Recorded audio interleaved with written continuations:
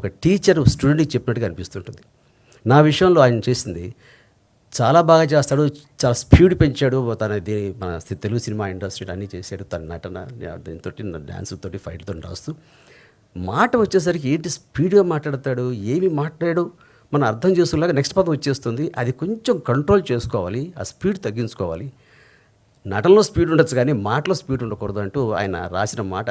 అప్పటిదాకా నేను స్పీడ్గా మాట్లాడతాను, ఒకసారి రోల్ అవుతుంటాయి అది నాకు అర్థం కాదు, తెలియలేదు నాకు.